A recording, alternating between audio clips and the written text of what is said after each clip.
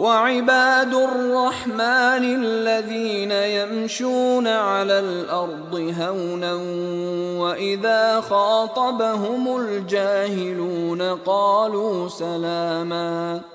والذين يبيتون لربهم سجدا